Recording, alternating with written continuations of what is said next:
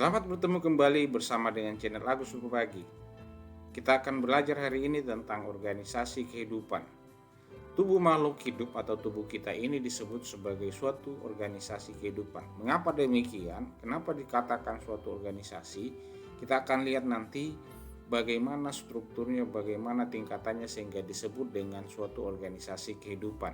Seperti biasa, kalau kita baru memulai kompetensi dasar pembelajaran baru, kita akan belajar dulu, kita akan lihat dulu setelah selesai belajar apa yang diharapkan atau apa yang kita mau dapatkan dari pembelajaran ini. Kompetensi dasar atau tujuan yang kita bisa dapatkan setelah selesai pembelajaran ini diharapkan mampu memahami sistem organisasi kehidupan mulai dari tingkat sel sampai organisme dan komposisi utama pada sel, penyusun sel. Nah, ini memahami sistem organisasi kehidupan mulai dari tingkat sel sampai organisme dan komposisi utama pada sel. Nah, tujuan ini merupakan tujuan pengetahuan, dan yang kedua ini adalah tujuan keterampilan. Setelah selesai belajar dari organisasi kehidupan ini diharapkan mampu membuat model struktur sel tumbuhan atau model struktur sel hewan. Nah, baik, kita lihat apa yang kita akan lihat. Organisasi kehidupan pada tubuh makhluk hidup seperti yang terlihat pada peta konsep ini, tingkatan dari yang paling sederhana, ukuran yang paling kecil sampai ukuran yang paling besar seperti ini. Nah, yang sebelah sini adalah tumbuhan, sebelah sini adalah hewan.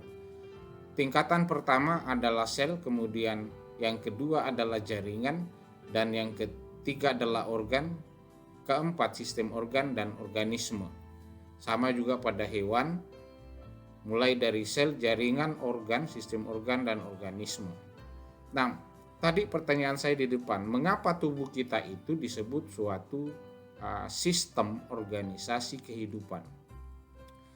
Semua bagian-bagian ini di dalam tubuh kita itu bekerja secara sistematis, melakukan kerjasama untuk melakukan beberapa fungsi yang diharapkan. Misalnya jaringan. Jaringan itu kumpulan dari beberapa sel, ya, kumpulan dari beberapa sel yang bekerja sama, ya, kemudian melakukan fungsi yang sama untuk tujuan tertentu tergantung dari jaringannya nanti melakukan fungsinya. Nah, ini adalah menunjukkan suatu organisasi yang hidup untuk melakukan fungsi masing-masing.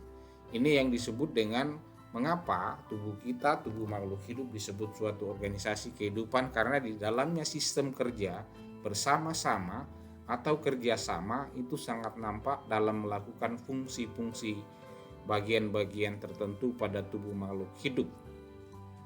Nah, baik, kita akan lihat. Kita lihat dulu sel. Apa yang dimaksud dengan sel? Robert Hooke tahun 1665 pertama kali mengamati sel gabus tumbuhan. Dan sel gabus yang ditemukan itu adalah sel gabus yang mati. Itu pertama kali. Nah, kemudian dilanjutkan oleh Matthias Seckleyden dan Thomas Kuhn, ya. Thomas Kuhn pada tahun 1839. Hasil penelitian ini, hasil kajian ini menyimpulkan bahwa sel itu merupakan unit terkecil dari suatu makhluk hidup. Jadi kesimpulan itu, jadi bisa dikatakan bahwa sel itu adalah unit terkecil suatu makhluk hidup atau bagian terkecil dari suatu makhluk hidup. Nah, setiap sel terdiri dari cairan, bagian-bagian sel. Setiap sel itu terdiri dari cairan yang disebut dengan sitoplasmanya, kemudian ada membrannya atau selaput, serta inti nukleus, ya, serta inti atau biasa disebut nukleus, kemudian bahan inti ada di dalamnya.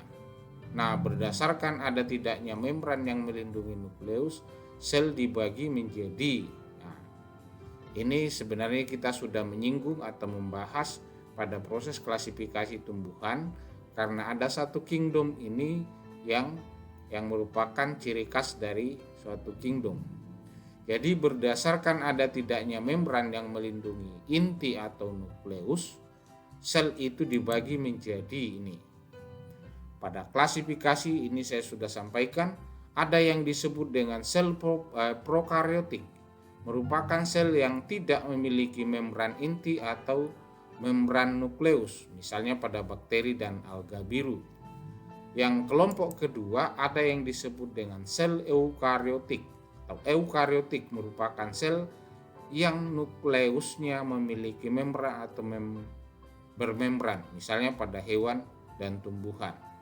Jadi ini berdasarkan ada tidaknya membran inti atau membran nukleus, sel itu dibedakan menjadi ada prokariotik dan eukariotik.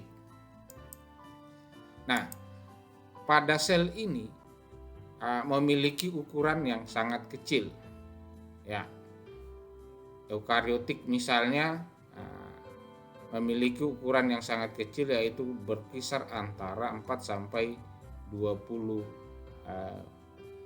mikromili. Ini. Nah, selanjutnya yang kita akan lihat masih organisme bersel tunggal atau biasa disebut uniseluler.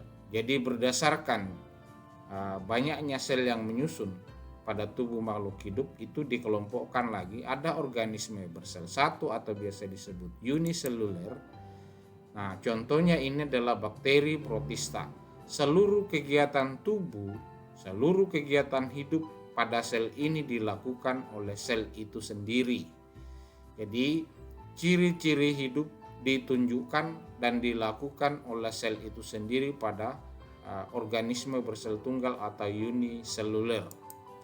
Nah, misalnya ini adalah contoh dari organisme bersel tunggal, dan semua kegiatan aktivitas hidupnya, makan, metabolisme, pengeluaran, respirasi itu dilakukan oleh satu sel ini. Ini adalah Paramecium. Kemudian ini adalah jenis hewan bersel satu yang lainnya yang juga seluruh kegiatan tubuhnya itu dilakukan dalam satu sel. Yang berikutnya kita akan lihat, ya. Yang kedua adalah organisme bersel banyak, biasa disebut dengan multiseluler. Nah, yang dimaksud dengan itu contohnya manusia dan tumbuhan. Nah, di sini akan nampak nanti terjadi pembagian tugas yang sangat sistematis dan ada kerjasama yang sangat sistematis untuk melakukan fungsi yang sama. Dalam organisme bersel banyak ini akan sangat tampak apa yang disebut dengan organisasi kehidupan pada makhluk hidup. Nah, misalnya pada tumbuhan ini kan selnya banyak, mewakili tumbuhan. Nah, nanti ini kan berbagai, pada daun itu berbagai lapisan jaringan, dia akan bekerja sama, contoh ini ya, bekerja sama melakukan suatu kegiatan yaitu fotosintesis. Nah, jumlah sel, bukan sel, banyak jaringan, banyak lapisan jaringan yang ada di daun itu tersusun atas banyak sel dan bekerja sama melakukan fungsi yang sama yaitu fotosintesis contohnya. Nah, pada tubuh manusia ada bagian-bagian organ-organ itu mulai dari otak sampai ke sistem saraf di ujung-ujung itu, organ-organ dalam itu dalam melakukan fungsinya itu ada koordinasi dalam melakukan fungsi tertentu, bekerja sama melakukan fungsinya dan itu terkontrol dengan baik. Maka tubuh kita itu adalah suatu organisasi yang sangat terkontrol dengan baik. Sebab itu tubuh makhluk hidup itu disebut organisasi kehidupan. Demikian pembahasan kita hari ini, yang pertama tentang organisasi kehidupan pada tubuh makhluk hidup. Sampai bertemu kembali bersama dengan channel Agus Berbagi pada kesempatan berikutnya.